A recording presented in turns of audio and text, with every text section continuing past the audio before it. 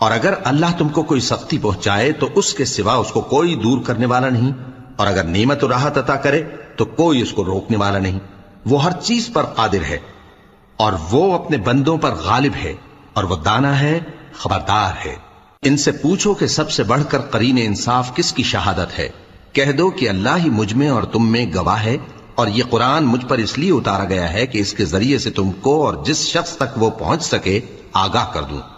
کیا تم لوگ اس بات کی شہادت دیتے ہو کہ اللہ کے ساتھ اور بھی معبود ہیں؟ اے پیغمبر کہہ دو کہ میں تو ایسی شہادت نہیں دیتا۔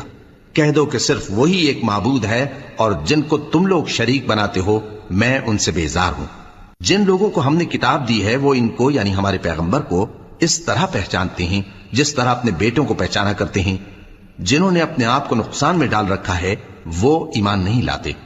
اور اس شخص سے زیادہ کون ظالم ہے جس نے اللہ پر جھوٹ باندھا یا اس کی آیتوں کو جھٹلایا؟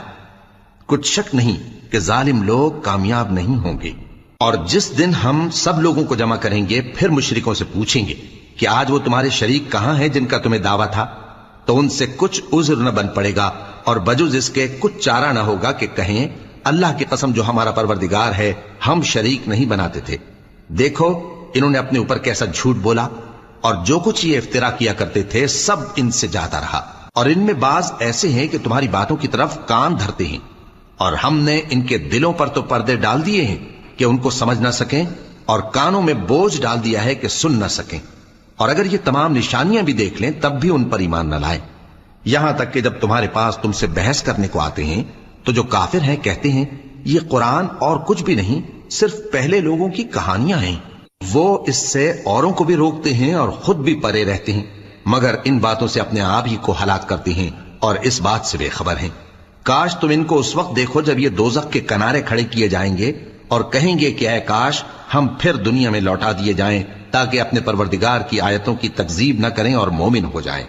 ہاں یہ جو کچھ پہلے چھپایا کرتے تھے آج ان پر ظاہر ہو گیا ہے، اور اگر یہ دنیا میں لوٹائے بھی جائیں تو جن کاموں سے ان کو منع کیا گیا تھا وہی پھر کرنے لگے۔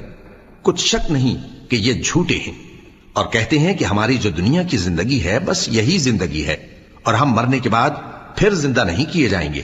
اور کاش تم ان کو اس وقت دیکھو جب یہ اپنے پروردگار کے سامنے کھڑے کیے جائیں گے، وہ فرمائے گا کیا یہ دوبارہ زندہ ہونا برحق نہیں؟ تو کہیں گے کیوں نہیں، ہمارے پروردگار کی قسم بالکل برحق ہے۔